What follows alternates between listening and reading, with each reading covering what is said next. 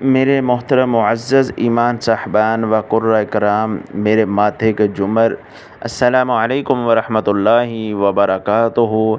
ہر دوسرا عالم دین پہلے 9 تاریخ دے رہا تھا، کوئی 10 تاریخ دے رہا تھا، اب کوئی 11 تاریخ دے رہا ہے کہ بجٹ کے بعد آئے گا، ٹرانزیکشن صحیح نہیں ہوئی، تکنیکی مسائل آ جاتے ہیں۔ کوئی کہتا ہے کہ میری ڈی سی سے بات ہوئی ہے، میرا کوئی ڈی سی بھائی ہے، میں اس سے، کوئی کہتا ہے کہ کارڈ کے پیسے مکمل ہو چکے ہیں۔ آج کی اس ویڈیو میں ہم آپ کو مکمل بتائیں گے کہ اس اصل حقیقت کیا ہے۔ ویڈیو کو آپ نے مکمل دیکھنا ہے، ویڈیو کو زیادہ سے زیادہ شیئر کریں تاکہ ہمارے جو بھائی پریشان ہیں ان کو یہ آگاہ کیا جا سکے۔ السلام علیکم ورحمۃ اللہ وبرکاتہ۔ مریم نواز صاحبہ کا یہ پروگرام بہت ہی اچھا ہے، اللہ رب العزت انہیں جزائے خیر عطا فرمائے۔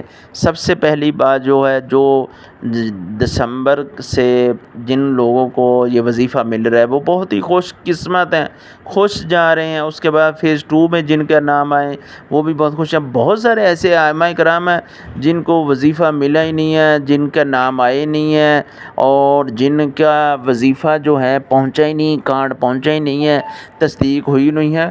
بہت سارے ایسے ائمہ کرام وہ پریشان بھی ہیں، لیکن ان کو بھی ہمیں یاد رکھنا چاہیے، اور حکومت سے مطالبہ ہے کہ جو ائمہ کرام رہتے ہیں ان کا خیال کیا جائے، ان کے نام دیے جائیں، اور جن کے نام آ گئے ہیں ان کو کارڈ دیا جائے، جن کے کارڈ آ گئے ہیں ان کے جو مسائل ہیں وہ حل کیے جائیں۔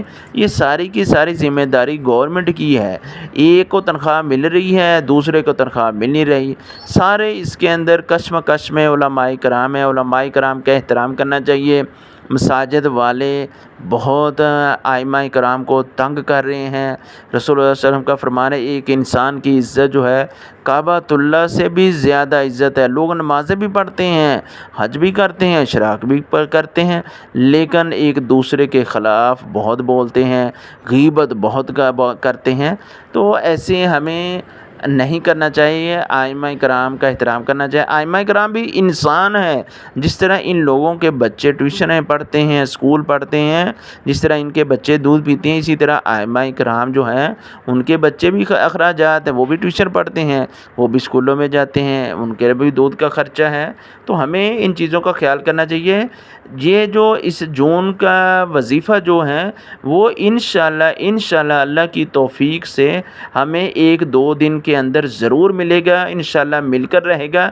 میرے تمام ساتھی پریشان نہ ہوں، اللہ رب العزت ہمیں صبر کرنے کی توفیق عطا فرمائے۔ ویڈیو اچھی لگی ہے